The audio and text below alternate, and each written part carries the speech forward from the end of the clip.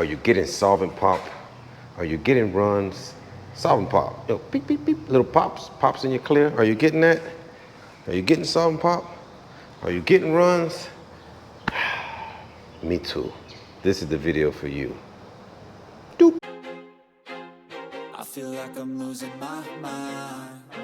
Is everybody in the world blind? Please, Lord, give me a sign, a sign. All right, for Trigger Man, back in the lab. And today, what we have here. Today, man, another pickup truck. Hood and roof. And you know, I've been batting 100. Psych. My last video, I said I was batting 100, and all the baseball fanatics said, Trigger, it's batting 1,000, you stupid mother. So, I've been batting 1,000, okay? But lately, on SUVs and these pickup trucks, I've been screwing up a little bit, man. I've been screwing up. This one came in, had a couple little chips, so I put a little sealer, and that's all going on that. Roof had one little chip, something, but as you can see, it's pretty clean. So I'm gonna run around this with some base and clear. Thing about this video, I had a subscriber, I forget the dude's name, Kevin something. He's having solvent pop on dark vehicles. He sees it on dark vehicles. It's mainly on the hood and roof. A lot of solvent popping going on. So I think that if he sees it on dark vehicles, it's actually on all vehicles. You only see it, it shows up bad on a dark vehicle. When you're doing a black hood, dark blue, you know, the dark colors, when you see that solvent pop, and that's your habit of spraying, and you're spraying that same material, it's on a white car too. You just really can't see it. So I'm gonna put down some base, and then as I'm doing the clear, I'm gonna give you guys a few things that you can do to prevent that solvent pop, okay? So I'm gonna go mask up, mix up, and we'll get to it. Trigger Man! Hey bro, what you talking about now, man? You got solvent pop and runs? Oh, Trigger. Come on, bro, it's like every week now. You're having some kind of disaster. Come on, bro.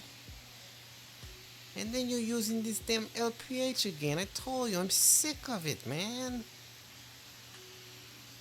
On the thumbnail, you had the Luma gun, the Exodus 3. And now you're using this?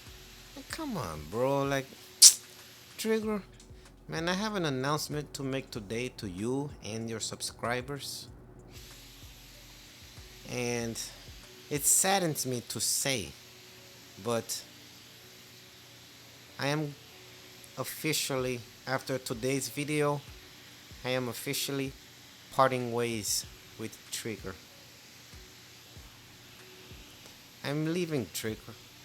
You're doing all this stupid stuff with these cheap guns, and it's no fun. It's not what I signed up for, brother, you know? So I was offered more money by a bigger channel, so I'm gonna be taking my talents to the Rainbow Ranch. I'm gonna be over at the Rainbow Ranch, you know, state-of-the-art facility. Ain't no more in this damn dungeon spray booth, you know? Like, I'm sorry, Trigger, I gotta look out for myself, brother. And there's no room here to grow, you know? It's like, it's just too old school for me here, brother. And my talents are needed elsewhere, so, you know? Gonna even be in an air-conditioned body shop. It's gonna be nice, bro, you know? I'll still tune in and check out your videos, but yeah, so after today's video, we part ways, brother. This is where we say goodbye, you know? It's been a good run. We had 2 years together. We had some laughs, you know, but that's it, bro. Well, nothing else left to say except unsubscribe. Okay, so Kevin, this here's for you. Finishing up with this last little coat of base. Now, on your clear gun, this is what you do. Close the fluid all the way in. Fluid is closed, nothing coming out. One turn out, tiny bit of fluid. Two turns out, a little bit more fluid. Now a half a turn out. So that's 2.5, which is nowhere near where I clear coat with this gun. Okay? You want the gun barely putting out any material, where it almost goes on dry. More advanced painters, you can do this by the finger, the trigger control. But for guys that are just starting out, it's easier just to set the gun so it locks in place. Okay, so right now I have this gun set at 2.5 turns out. Maybe some people clear with these settings with this gun. But for me, I would need another full 2 turns out. This is a faster gun. I like to spray a little faster. That's normally where I would spray it, with another 2 turns out on top of the 2.5 I have now. So pretty much just about full fluid. Showing you my last spot of clear, reached all the way over to there. That's what you want to do too when you're spraying trucks. On your first coat, reach as far over as you can.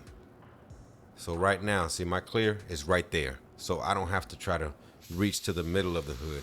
You do that on your first coat, so you can lean over, get the gun over there, get the clear as far as you can, so when you come around, it's a lot easier for you. That's what I do. If you do it different, tell me how you do it, Mr. Pro Painter. But yeah, so that's what I do. Sometimes when I want to make sure, usually I do stuff like this when it's cold out, when I want to prevent a run. I'll choke the fluid all the way down to where it barely comes out, where it'll give me kind of like a dry mist coat all over the entire panel.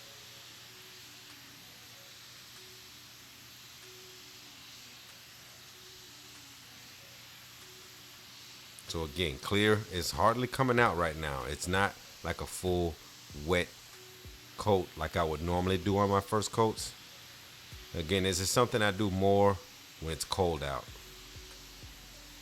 But when the guy, Kevin, left a comment, I realized it's the same thing. It'll help for someone that's having issues with solvent pop. Because basically what it is with solvent pop, for you new guys that don't know, not for you, Mr. Pro Painter. But what it is, you put down your first coat of clear heavy. You put down your first coat of clear heavy.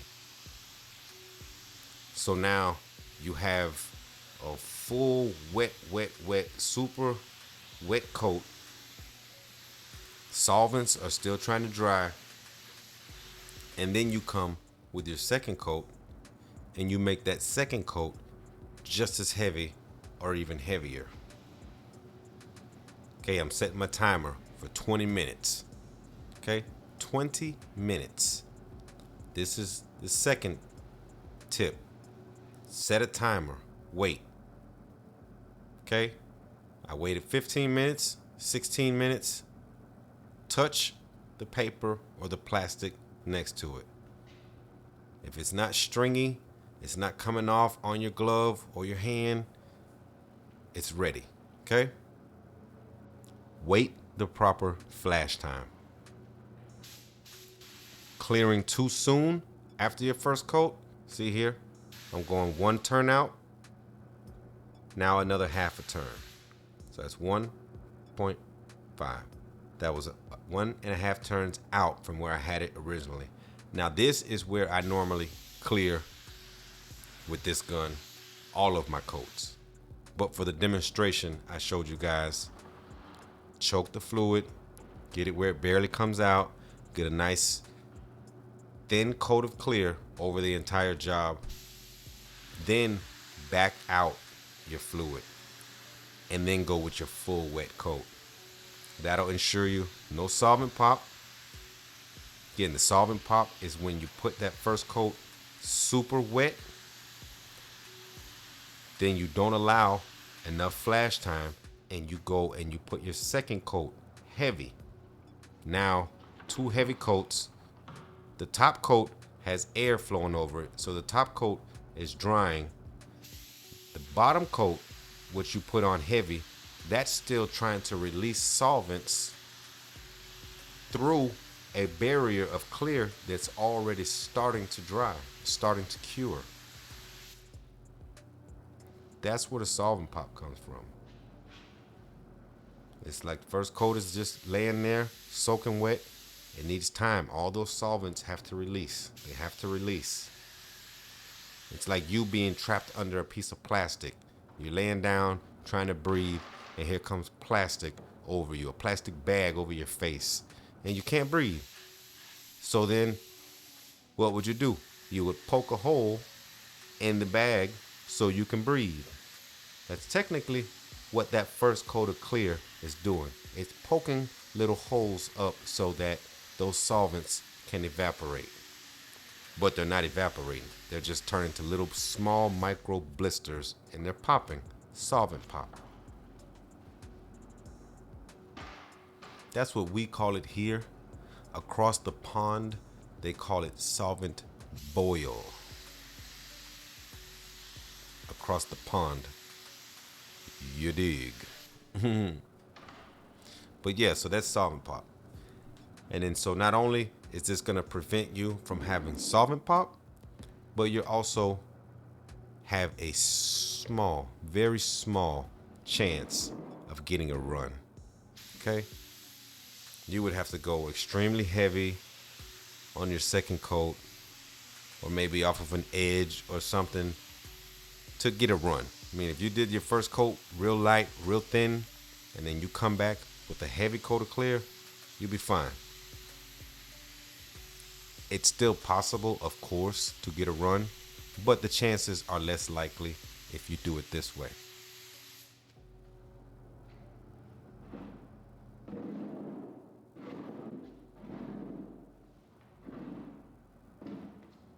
Brought out my stool on this job. On the blue truck, they kind of roasted me about my pattern. On the boss's friend's work truck, that single stage, just a blah, blah, blah job, just running around it.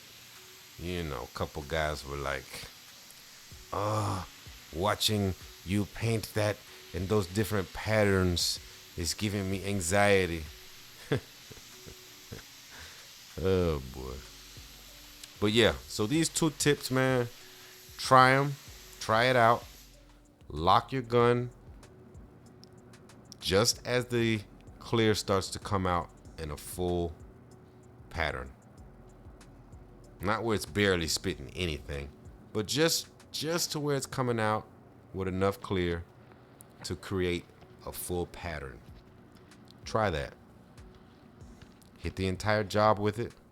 Don't worry about it being wet, giving you that finished result that you like, because you're not going to achieve it in that first coat.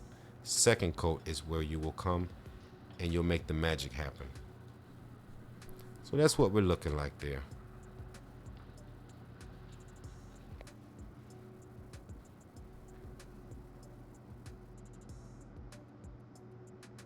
All right. We got it done. This is what we're looking like. Not too bad.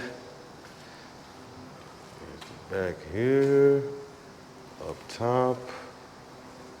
Could be better. Could be much worse. But we're cool with that. We're gonna go with that. You stick to those there settings, and you'll never have to worry about a solvent pop or a run another day in your life.